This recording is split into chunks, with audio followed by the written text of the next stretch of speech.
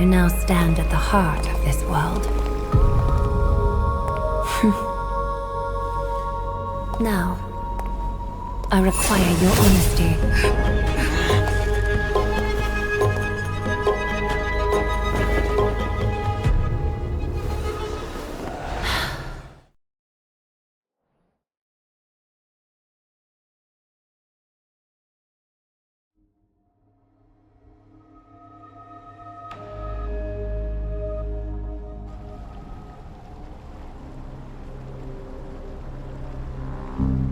This is no laughing matter. It's an interrogation. While the both of you were roaming the city, someone was paying attention to your every move. Unfortunately, you have broken your promises.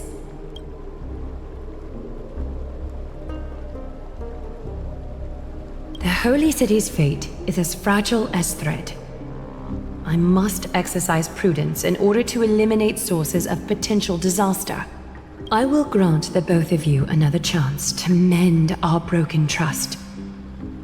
The golden thread shall judge on my behalf. If you're truthful, you will live. Else, you will perish. We meet again, distinguished guests. Casterus will be your executioner.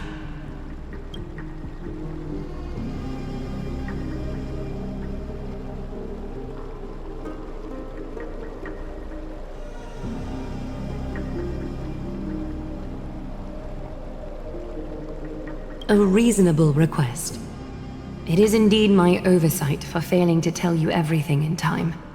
There have always been people in Amphoreus who looked beyond the skies.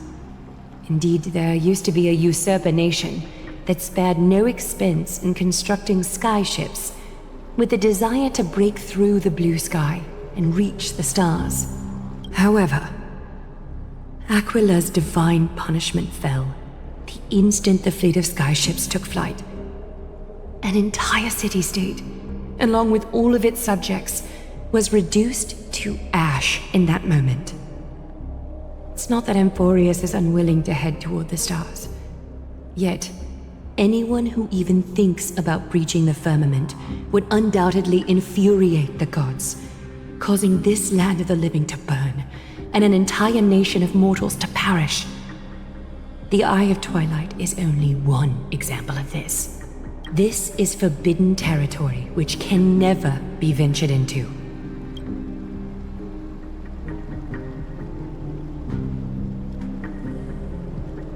Divine punishment has never been fair. As Okima's guardian, I must do the same. This is a world dominated by Titans, and that order can only be toppled by the Chrysos heirs. Therefore, the only thing that I can do right now is to ensure that the both of you remain devoted. 3 steps, Casterus. Yes, Lady Aglaia. I shall ask you 4 questions. Dishonest answers will cause the golden thread to vibrate, while truthful responses will not affect the thread. The number of times that the thread trembles is the number of steps forward that the executioner will take. If she isn't standing behind you after all 4 questions have been asked and answered, the both of you will have passed this test. If she is, your journey will end here. You'll fall asleep amid the warm embrace of flowers and feel no pain. That I can guarantee.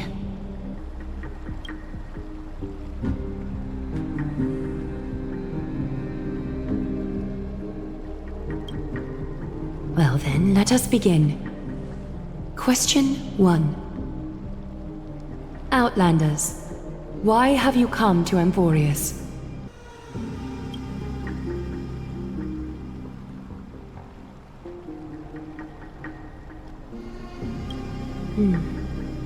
A half-truth that still conceals some facts. Yet, the rules leave no room for compromise. A step will be recorded. Question 2. Outlanders, Why did you lend your aid to Akima?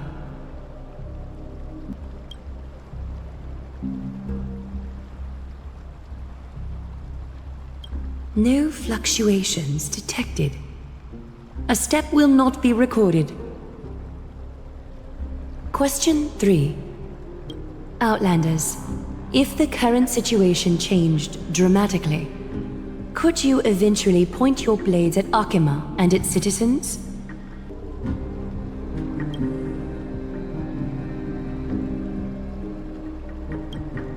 Although you attempted to make a promise, your resolve didn't match your response. A step will be recorded. Final question. Outlander. An unknown but surging power exists within your body. Are you willing to use it to aid the Chrysos heirs in slaying the gods?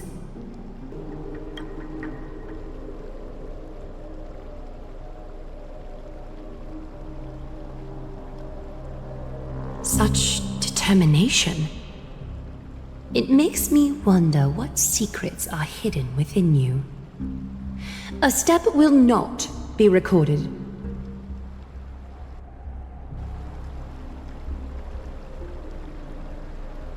All 4 questions have been asked and answered. You have earned a second chance with your honesty. Both of you may continue to stay in Akima, and its citizens will continue to view you as distinguished guests. However, you must promise that today's farce will not occur again.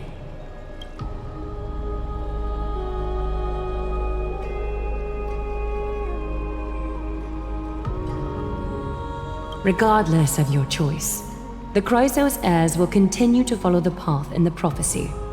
You may be a ray of hope that fell onto Amphoreus. However, until all has been proven, you cannot be allowed to pose a threat to Amphoreus. For the Holy City, I am willing to bear all the traits that others despise and use every heartless yet effective trick in the book.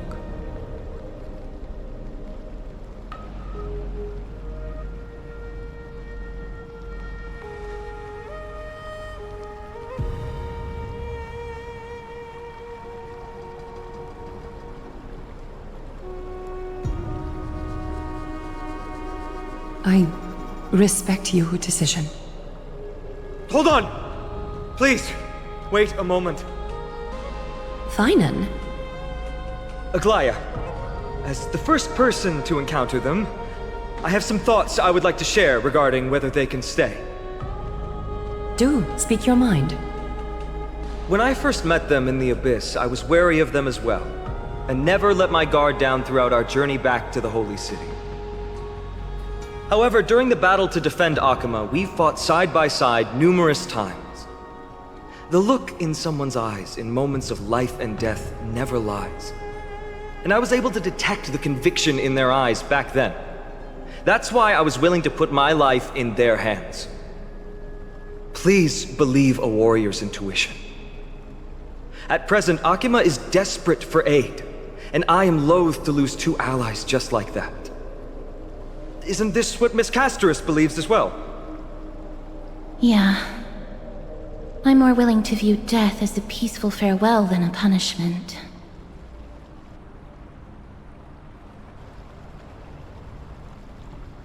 So 2 Chrysos heirs are willing to vouch for you.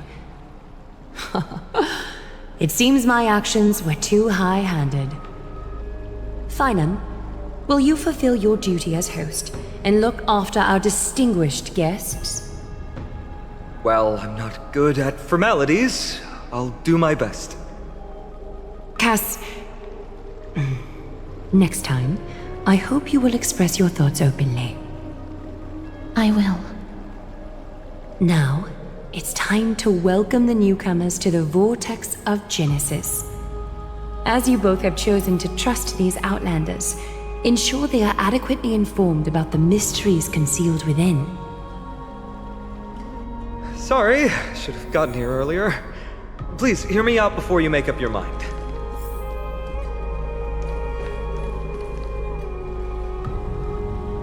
I swear by the honor of the Chrysos heirs here, that your lives were never in danger. Before the interrogation started, Miss Castorus already sent a message to me, hoping that I would stop Aglaya. Only a select few can sway Lady Aglaya, and Lord Finon is one of them. Aglaya. She has long sealed her heart in ice for Akima's sake. Maybe this is the price of being a demigod. Standing among mortals, yet still so far from them.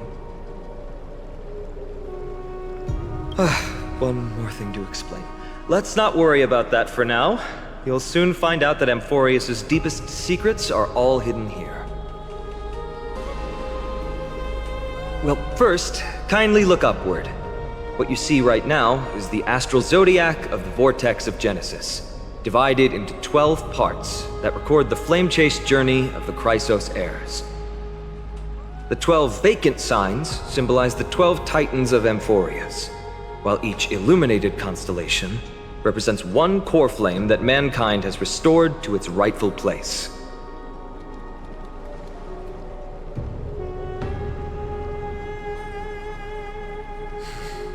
The generations before us paid a heavy price for that.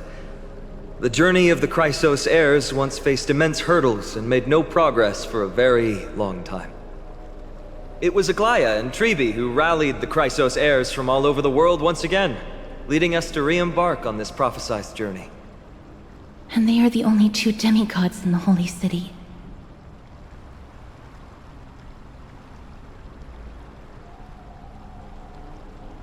Worry not, I haven't forgotten about that. In the past, the Titans were the pillars of the world. Yet the prophecy's revelation is that these 12 pillars must be shattered and the world's order reconstructed. But here's the problem. After the fall of the old gods, someone must hold up the broken pillars and fill the vacant seats until the coming of the miracle of Genesis. Otherwise, the entire world will collapse before the prophecy comes true. Aglaya and Trebi have already laid their own gods to rest, making them now both human and divine, as well as the bearers of Amphoreus' fate.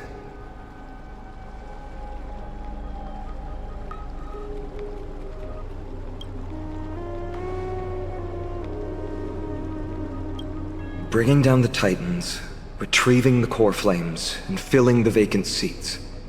This is the mission of the Chrysos heirs, and I'm following in the footsteps of those two.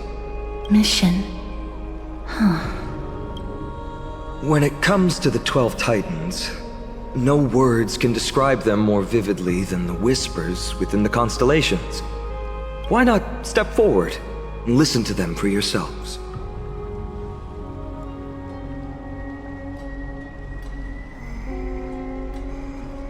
So, did you hear it? The first time I heard the voices of the Titans, I was just the boy playing with swords, oblivious to the meaning of life. To this day, I still don't know why the prophecy chose me. But I'm grateful for it. Without this journey, I might have already become a wandering soul on the battlefield. All right, that's enough of my story. I want to extend a heartfelt invitation to you. Join the Chrysos heirs and aid us in hunting down Nikador and retrieving the core flame from the Titan of Strife. If you still harbor doubts, I'll do my best to provide you with answers. Unfortunately, the workings of the prophecy still remain a mystery to us all. The only reliable speculation is that it favors those caught in dire circumstances and bestows miracles upon them. Legend has it that the first Chrysos heir was born millennia ago. Since then, the Chosen Ones began to walk this earth. Then came the Chrysos War, a conflict backed by the gods, yet one that brought much bloodshed and claimed many heroes. By the time of my birth, the tales of the Chrysos heirs had become more like legends than historical accounts. If there are others called forth by the prophecy, I trust that fate will guide them to us.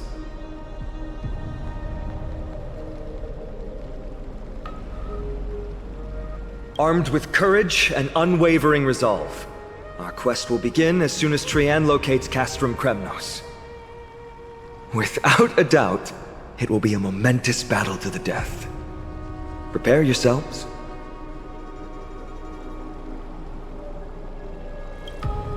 The path ahead is bound to be perilous, and I won't impose my will upon you. Yet, if you choose to stay, I, Finam, from Aedes Elysiae, will spare no effort to bridge the gap between you and the Chrysos heirs. Thawing the ice in Lady Aglaya's heart won't be easy. But I will do my best as well.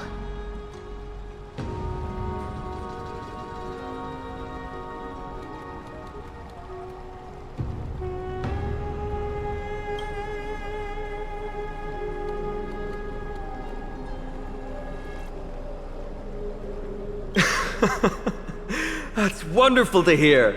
You truly are the hope of Amphoreus. I've always believed that the journey of the Chrysos heirs is not meant to be the saga of a select few, and that we must unite all potential allies, especially heroic figures like you.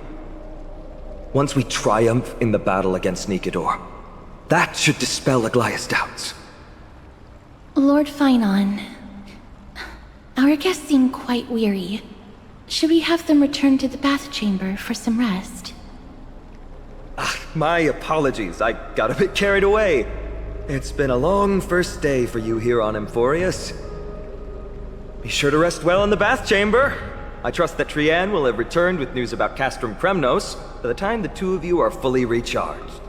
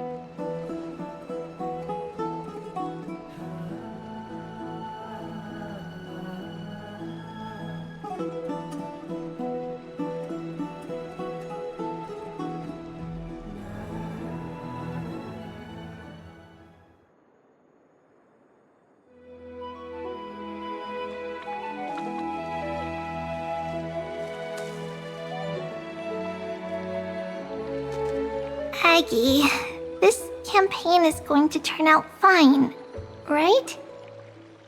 Do not harbor doubt, teacher. As the interpreter of the prophecy for the Chrysos heirs, any uncertainty in your words may undermine people's resolve. Alright, but it's just you and us here. By the way, Aggie, I was actually wondering, when you were in the vortex earlier with them, were you actually going to... Certainly not. Phew, that's good to know. why even bother to ask? If you were truly convinced of my intent to harm them, you would have intervened. You sure don't miss a thing. We're just curious. What is really going through your head, Aggie? Initially, my plan was to use the threat of banishment to test their resolve and perseverance. But I noticed a sense of unease in Castris. She trusted in them and even reached out to Finan in secret, believing I was unaware. Therefore, I took advantage of the situation and changed the threat from banishment to execution to see if the two could remain firm under the most extreme pressure. Simultaneously, it might also strengthen their bonds with Finan and Castris. Do you have to go to such lengths for the battle against Nikador? That's going to make it a lot tougher for you to gain their trust. That's not important. You and I will eventually step off the stage and leave Amphoreus' fate in the hands of others. That's the future you foresee, isn't it? Yeah. The prophecy of deliverance is nothing if not ambiguous. It urges us to defy the gods, yet refrains from providing a clear glimpse of what lies ahead. Right now, it is people's faith in the prophecy that unites them around the Chrysos heirs. Should a time come when their faith is shaken, all will crumble. Hence, we must be prepared. When our task is to craft the armor for the Deliverer, what harm is there if you and I don humble attire? Eggie, have you noticed? You keep saying you don't believe in humanity's altruism, but your actions are a counterexample. Perhaps it's because my humanity is distancing itself from me. Another never-ending dawn. How bright is the day, and how long is the night. The golden thread hangs unusually silent today, as if the heavens, earth, and ocean are all holding their breath. Could they be mourning the impending downfall of a titan? Unwinding in a bath sounds appealing now. Would you care to join me? Let's go, Aggie. When have we ever been able to say no in all these hundreds of years?